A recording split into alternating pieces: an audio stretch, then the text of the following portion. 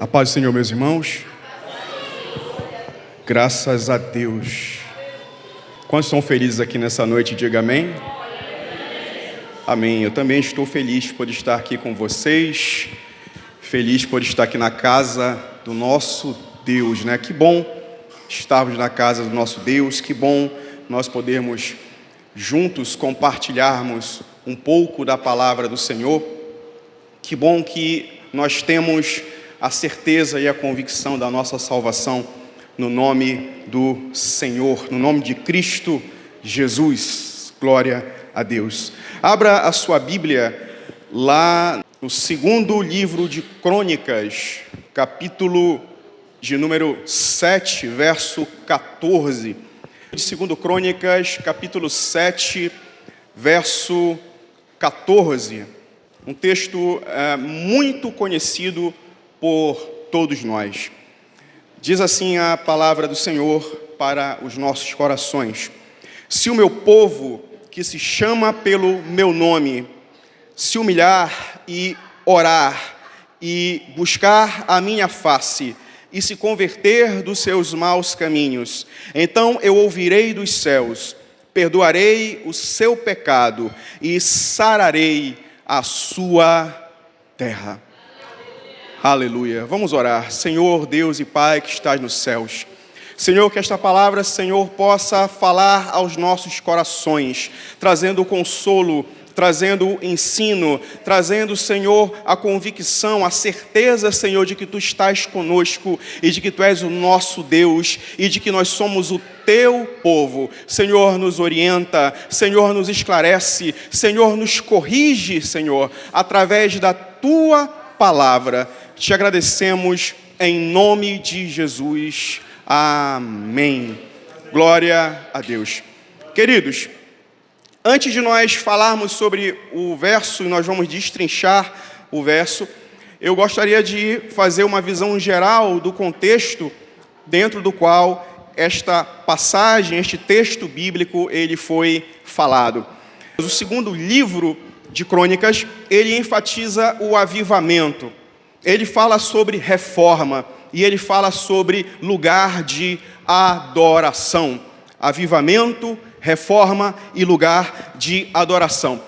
O segundo livro de Crônicas, ele relata a edificação, a construção do templo em Jerusalém, ali por Salomão, e ele vai desde o início da construção até o início do cativeiro babilônico, que durou 70 anos ali no reinado do rei Nabucodonosor, até o retorno do povo a Jerusalém. Essa narrativa nós encontramos no livro de Daniel.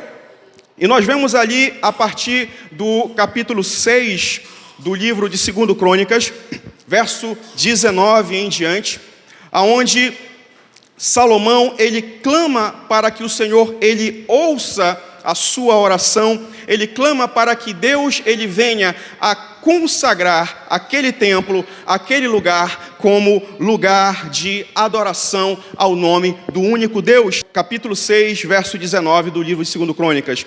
Atende, pois, a oração do teu servo e a sua súplica, ó Senhor meu Deus.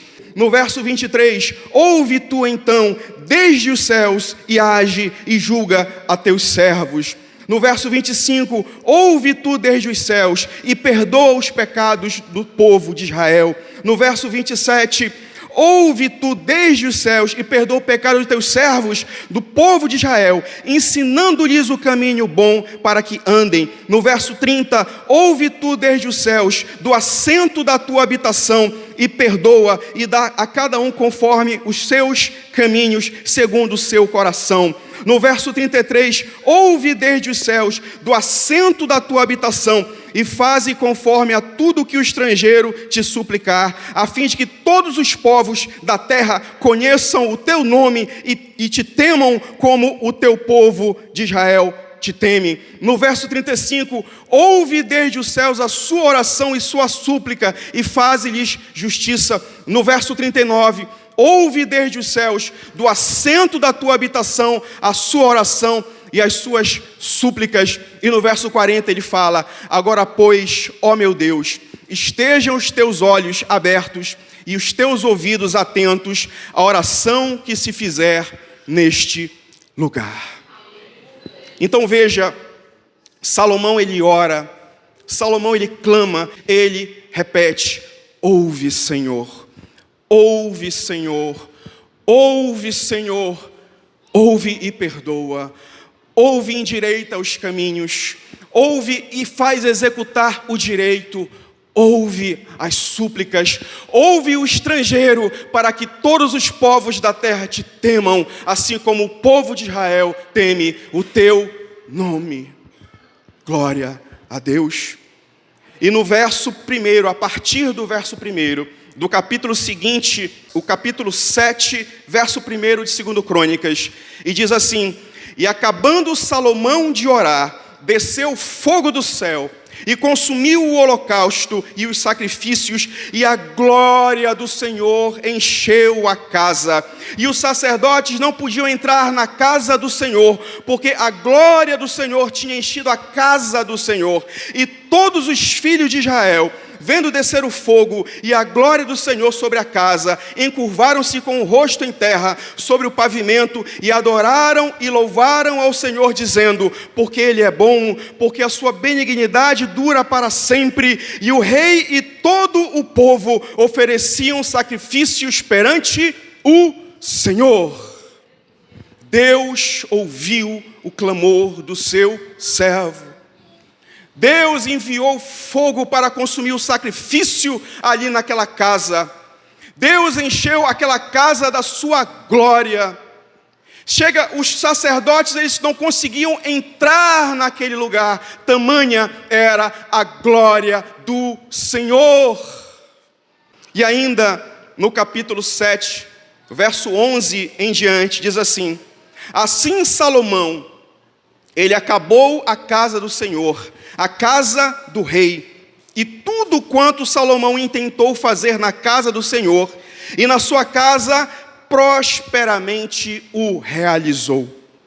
E o Senhor apareceu de noite a Salomão e disse-lhe: ouvi a tua oração, e escolhi para mim este lugar, para a casa de sacrifício. E o verso 14: e se meu povo, que se chama pelo meu nome, se humilhar e orar e me buscar e se converter dos seus maus caminhos, eu ouvirei dos céus, eu perdoarei os seus pecados e eu sararei a sua terra.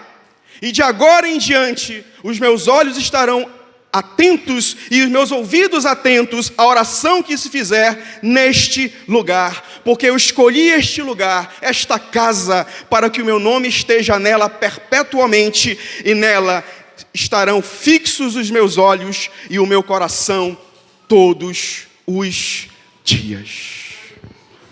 Queridos, essas são as circunstâncias deste texto.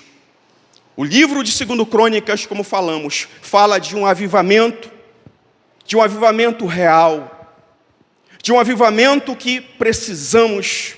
E veja que o avivamento ele começa com oração. O avivamento ele começa com súplicas. O avivamento ele começa com clamor. O avivamento ele começa com o povo de Deus suplicando, rogando a Deus pela sua presença, para que Ele se manifeste, para que Ele traga avivamento, para que Ele traga reforma, para que o lugar de habitação de Deus seja um lugar de adoração, verdadeira adoração. Neste texto, nós podemos extrair 3 grandes verdades, irmãos. 3. A primeira grande verdade é quem somos. A segunda, o que precisamos fazer. E a terceira, quais são as promessas de Deus. Quem somos? O texto nos diz: nós somos povo de Deus. Não que nós mereçamos, não que nós tenhamos algum mérito, não que nós tenhamos algum atrativo para Deus, mas nós somos o seu povo porque Ele decidiu, porque Ele escolheu ser o nosso Deus. Somos povo de Deus. E o amor de Deus por nós é incondicional, independentemente das nossas falhas, independentemente das nossas fraquezas, porque é graça. A graça de Deus. Primeira carta de Pedro, no capítulo 2, verso 9, diz assim: vós sois geração eleita, sacerdócio real, nação santa, povo exclusivo de Deus, para anunciardes as grandezas daquele que vos chamou das trevas para a sua maravilhosa luz. Povo exclusivo de Deus. Não é porque eu mereça, ou não é porque você mereça, é porque Ele nos escolheu para sermos um povo seu, exclusivo dEle. Quem nós somos? Nós somos chamados pelo seu nome. Queridos, que privilégio! Você já parou para pensar o quanto nós somos privilegiados, o quanto nós somos amados por Ele, a partir do momento que nós podemos andar e dizer: sou integrante, sou parte do povo de Deus, o meu povo, a minha nação, a minha igreja se chama pelo seu nome. Sou filho de Deus, ali vai um filho de Deus. Ali vai um integrante do povo de Deus. Ali vai um que pertence à igreja de Deus. Ali vai um que pertence ao povo que integra aqueles que são chamados por filhos de Deus. Aleluia! E se nós somos filhos de Deus, olha o que diz lá em Romanos 8,17. Se somos filhos, então também somos herdeiros. E herdeiros de Deus e co-herdeiros com Cristo, se realmente participamos dos seus sofrimentos, para que da mesma forma participemos da sua glória. Aleluia! Como povo, como filhos, como aqueles que são chamados pelo seu nome, nós somos herdeiros de Deus. Nós somos co-herdeiros com Cristo e nós vamos participar da glória com Ele. Glória a Deus. Quem somos? Somos povo de Deus. Quem somos? Somos chamados pelo seu nome. Quem somos? Somos o povo que vai morar no céu. Lá em Hebreus 11,16 diz assim: em vez disso, esperavam eles uma pátria melhor, isto é, a pátria celestial. Por esta razão, Deus não se envergonha de ser chamado o seu Deus, Deus deles, e lhes preparou uma cidade. Aleluia! Nós somos chamados de filhos de Deus, nós somos chamados de filhos daquele que nos chamou para a sua glória. E Deus não se envergonha de ser chamado o nosso Deus. E Ele preparou uma cidade. Ele preparou uma cidade eterna, na qual nós iremos morar, meus irmãos. E lá em Tito 2,13 diz assim: estamos aguardando a bendita esperança, que é o aparecimento da glória de Deus, o nosso Senhor Jesus Cristo, o qual se deu a si mesmo por nós, para nos remir de toda iniquidade e purificar para si um povo seu, especial, zeloso de boas obras. Somos povo de Deus, somos povo especial, separados para Deus, zeloso de boas obras, e nós vamos morar no céu. Glória a Deus. Dizia uma canção bem conhecida: ainda bem eu vou morar no céu. Ainda bem eu vou morar no céu. Glória a Deus. Queridos, a segunda verdade que nós aprendemos aqui é o que precisamos fazer. Se o meu povo, que se chama pelo meu nome, se humilhar e orar e me buscar e se converter dos seus maus caminhos.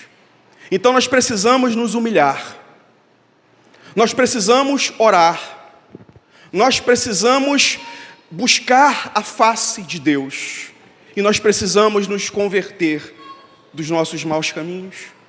Queridos, O verdadeiro avivamento, ele começa com choro e pranto. O verdadeiro avivamento, ele começa com o coração rasgado. O verdadeiro avivamento, ele começa com os nossos joelhos no chão. O verdadeiro avivamento, ele começa com o reconhecimento das nossas falhas e com o sentimento da necessidade de obtermos perdão de Deus. O verdadeiro avivamento, ele começa com o reconhecimento da nossa pequeneza como seres humanos e da dependência que nós temos dele, de Deus. O verdadeiro avivamento, ele começa com arrependimento e com tristeza pelos nossos pecados. Esse é o verdadeiro avivamento. Lá em Tiago 4, verso 9 e 10, diz assim, na carta a Tiago: achegai-vos a Deus, e Ele se chegará a vós. Limpai as mãos, pecadores, e vós que sois de ânimo duplo, purificai os corações, senti as vossas misérias, lamentai e chorai. Converta-se o vosso riso em pranto e a vossa alegria em tristeza, e humilhai-vos perante o Senhor, e Ele vos exaltará. Aleluia. Joel capítulo 2, verso 12 e 13, diz assim: todavia, ainda agora diz o Senhor, convertei-vos a mim de todo o vosso coração, e isso com jejuns, com choro e com pranto, e rasgai o vosso coração e não as vossas vestes, e convertei-vos ao Senhor vosso Deus, porque Ele é misericordioso e compassivo em irar-se, e grande em benignidade, e arrepende-se do mal. Queridos, o avivamento, ele começa quando nós nos humilhamos perante o Senhor.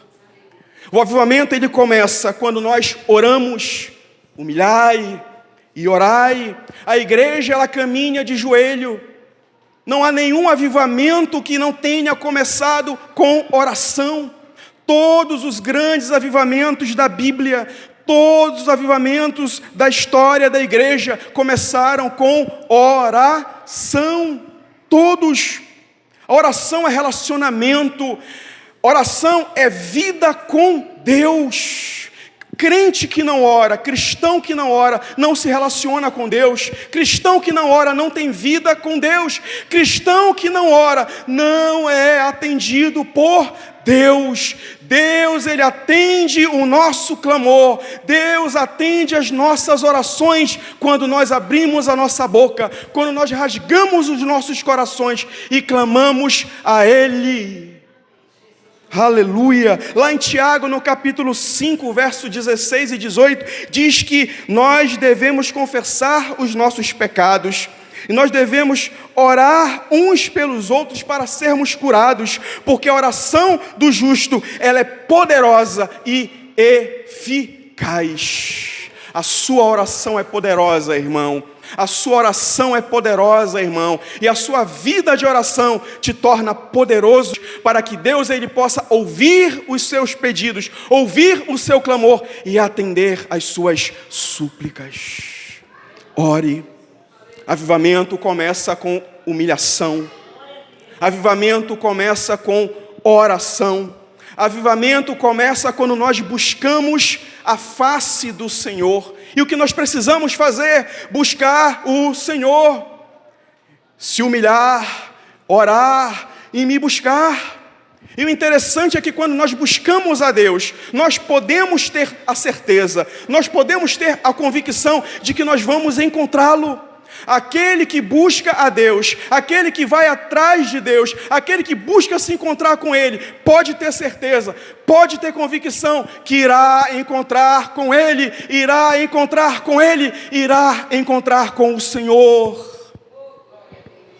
Lá em Isaías 55, versos 6 e 7, diz assim: busquem o Senhor enquanto é possível achá-lo. Clamem por Ele enquanto Ele está perto. Que o ímpio abandone o seu caminho e o homem mau os seus pensamentos. Volte-se ele para o Senhor, que terá misericórdia dele. Volte-se para o nosso Deus, porque Ele é generoso em perdoar. Aleluia. E lá em Jeremias 29, 12 e 13, um texto muito conhecido, diz assim: então passareis a orar a mim, e eu vos ouvirei. Vireis e orareis a mim, e eu vos ouvirei. Buscar-me-eis e me encontrareis, quando me buscardes de todo o vosso coração. Aquele que busca ao Senhor pode ter certeza, pode ter a convicção que irá encontrá-lo. Que irá encontrá-lo. O que mais eu preciso fazer? O verdadeiro avivamento, ele começa com humilhação. O verdadeiro avivamento começa com oração, com buscar a face do Senhor. E ele começa também quando nós nos convertemos dos nossos maus caminhos. Nos convertemos dos nossos maus caminhos. Queridos, entendamos uma coisa: avivamento não é sede por bênçãos. Avivamento não é sede por bênçãos. Avivamento é sede por Deus. O verdadeiro avivamento, ele começa quando nós ansiamos pela presença de Deus mais do que qualquer outra coisa. O verdadeiro avivamento começa quando nós clamamos a Ele, quando nós desejamos estar perto dEle, próximo a Ele, mais do que qualquer outra coisa. Diante de Deus, todas as demais coisas, elas se tornam efêmeras e sem valor. Isso é o verdadeiro avivamento, é buscar a Deus, é desejar a Deus, é desejar estar próximo de Deus, mais do que qualquer outra coisa. Isso é o verdadeiro avivamento. O verdadeiro avivamento não é barulho, meus irmãos. O verdadeiro avivamento não são movimentos, não são grandes eventos. O verdadeiro avivamento é quando seu coração se rasga e se volta para estar diante da presença de Deus. E isso é a coisa que você mais deseja, estar diante dEle. Como diz o salmista lá no Salmo 42, verso 1 e 2, assim como o servo brama pelas correntes das águas, assim como o servo suspira pela corrente das águas, assim a minha alma suspira por Deus. Porque a minha alma tem sede de Deus, do Deus vivo. Quando entrarei e me apresentarei diante da tua face. Isso é avivamento, meus irmãos. Queridos, o que nós precisamos mudar? Avivamento significa também conversão dos maus caminhos. Se converter dos maus caminhos é novo nascimento. Se converter dos maus caminhos é mudar de rota. Você estava indo por um caminho de trevas, você se converte para um caminho de luz. Você estava indo para um caminho torto, você se converte para um caminho de retidão. Você abandona as mentiras, você abandona as impurezas, você abandona as invejas, a ganância, a torpeza. Você passa a honrar o seu esposo, a sua família, os seus filhos, a sua igreja, a sua nação. Isso é um verdadeiro avivamento. Conversão dos seus maus caminhos é mudança de rota, é novo nascimento, é nascer de novo. Nascer de novo, irmãos.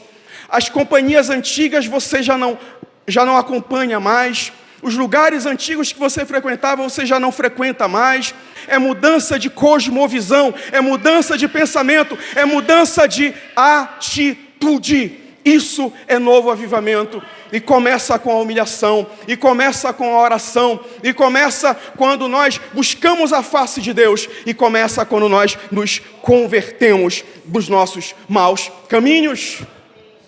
Lá em Atos, no capítulo 3, verso 19, Pedro discursando, ele diz assim: arrependam-se, pois, e voltem-se para Deus, para que os seus pecados sejam cancelados. Voltemos ao Senhor, nos voltemos ao Senhor, nos voltemos ao Senhor, para que nós possamos prosperar.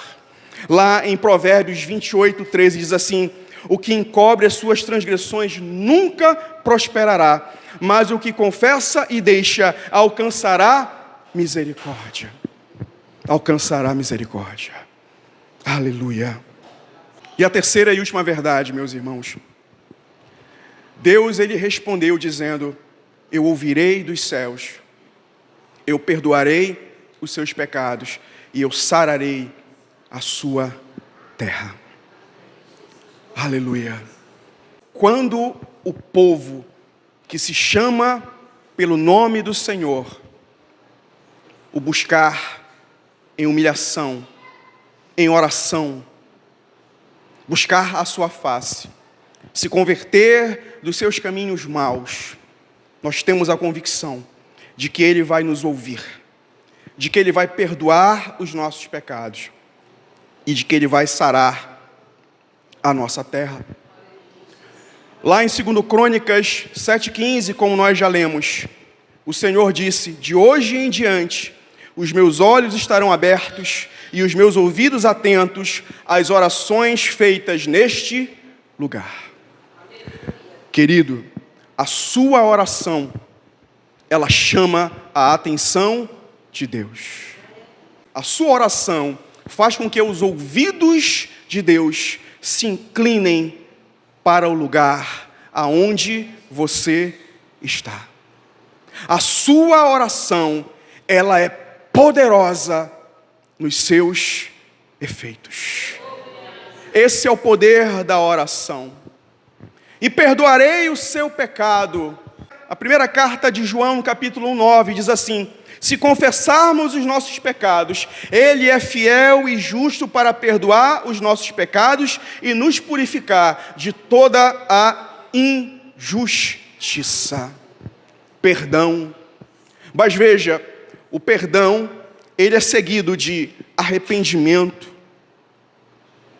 ele é seguido de confissão, e ele é seguido de abandono do pecado. Você se arrepende, você confessa e você abandona. Esse é o caminho para o perdão. Preciso ser perdoado. Você precisa ser perdoado. Arrependa-se. Você precisa ser perdoado. Confesse para Deus. Confesse para o seu líder. Eu preciso ser perdoado. Abandone o pecado. O amor de Deus é incondicional, porque é um amor que é motivado pela sua graça. Mas o perdão de Deus, ele é condicionado.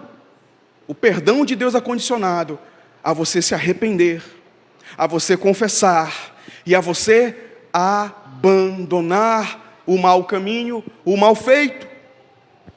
É assim que funciona o processo de perdão. Eu ouvirei dos céus, eu perdoarei o seu pecado e eu sararei a sua terra. Lá em Jeremias 33, versos 6 ao 8, diz assim: todavia, trarei restauração e cura para ela, sararei o meu povo e lhe darei muita prosperidade e segurança. Prosperidade e segurança. Mudarei a sorte de Judá e de Israel e os reconstruirei como no princípio. Eu os purificarei de todo o pecado que cometeram contra mim e perdoarei todas as suas iniquidades com que pecaram e transgrediram contra mim. Queridos, Deus quer sarar a minha vida. Deus quer sarar a sua vida. Deus quer sarar a vida desta igreja. Deus quer sarar a minha e a sua família. Deus quer sarar esta cidade. Deus quer sarar este estado. Deus quer sarar esta nação. Deus quer sarar. Não adianta nós apenas ficarmos reclamando. Não adianta nós apenas ficarmos indignados com a corrupção, com a imoralidade, com a inversão de valores que nós temos vivido em nossa sociedade. Nós, como igreja, nós temos que nos posicionar como agência de avivamento. E para isso nós temos que nos humilhar, nós temos que orar, nós temos que buscar a face do Senhor. E nós temos que nos converter dos nossos caminhos. Aí Ele vai ouvir do céu, aí Ele vai trazer perdão para este povo, para esta igreja, para esta nação, e vai nos sarar. Aleluia. O verdadeiro avivamento, queridos, ele começa por nós, pelo povo de Deus, pelo povo que se chama pelo seu nome. O povo que se chama pelo seu nome. Queridos, essa palavra, para nós encerrarmos, é uma palavra que traz lições espirituais para mim, para você, para cada um de nós. Nós, dentro de alguns dias, estaremos vivendo, talvez, o mais importante momento do nosso Estado democrático, da nossa, sim, jovem e ainda frágil democracia, que é um processo eleitoral de escolha do mais alto cargo desta nação, que é o cargo de presidente da República do Brasil. Eu quero dizer para vocês, irmãos, nós somos povo de Deus. Vote com consciência, vote com liberdade. Vote não porque alguém falou que você tem que votar no candidato A ou B. Vote não porque um líder religioso, usando da autoridade dele, disse que você tem que votar no candidato A ou B. Ou porque no seu trabalho, ou porque na sua família, ou porque na sua vizinhança. Não, vote com liberdade. Exerça o seu direito de cidadania com liberdade e com consciência. Queridos, eu tenho visto nos últimos dias, nas redes sociais, pessoas fazendo verdadeiros terrorismos de um lado e de outro, dos dois lados. Muitos em nome da fé, muitos em nome da igreja. Mas entenda, lá em Efésios capítulo 6, verso 12, a nossa luta não é contra a carne e contra o sangue.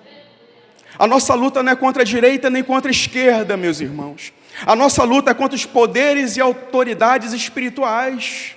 A nossa luta é contra os dominadores deste mundo de trevas. A nossa luta é contra as forças espirituais do mal nas regiões celestiais. Essa é a nossa batalha espiritual. Não esqueça de uma coisa: Deus é soberano. Deus é soberano.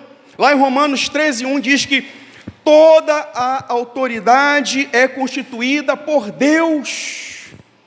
Seja um candidato A ou seja o candidato B que venha a vencer, Deus é soberano para usá-lo para cumprir os seus propósitos, porque Ele é soberano. Deus é maior do que a direita nesse país. Deus é maior do que a esquerda desse país. Deus é maior do que qualquer partido político. Deus é maior do que qualquer autoridade constituída de qualquer poder da república, judiciário, legislativo ou do executivo. Deus é soberano. Aquela frase que se tornou clichê no meio evangélico: Deus está no comando de todas as coisas, pois Ele está. Seja quem vencer a eleição, Deus está no comando de todas as coisas. Se ganhar a direita, Deus está no comando de todas as coisas. Se ganhar a esquerda, Deus está no comando de todas as coisas. Deus é soberano. Deus é soberano e Ele vai usar quem quer que seja para cumprir os seus propósitos. E entenda, as portas do inferno não prevalecerão contra a igreja do Senhor. Não prevalecerão.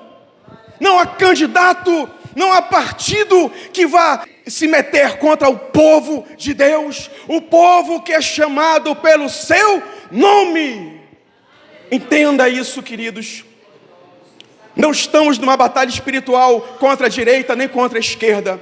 Estamos numa batalha espiritual, num mundo espiritual. E batalha espiritual não é vencida com armas humanas. Batalha espiritual é vencida com armas espirituais. E o Senhor nos deu a fé, o Senhor nos deu a verdade, o Senhor nos deu a oração e o Senhor nos deu a sua palavra. Então, queridos, vá em frente, vote com cuidado, vote com atenção, vote direcionado pelo Senhor e direcionado pela convicção que Deus colocou no seu coração. Porque quando o povo de Deus ele se reúne, quando o povo de Deus se posiciona, quando o povo de Deus ele exerce os seus direitos, o povo de Deus ele faz a diferença nesta cidade, neste estado e nesta nação. Que o Senhor possa nos abençoar e que esse vento de avivamento ele possa vir e possa começar pelo povo de Deus. O Senhor ouvindo as orações deste lugar, o Senhor trazendo perdão e o Senhor sarando a nossa terra. Em nome de Jesus. Amém. Que o Senhor nos abençoe.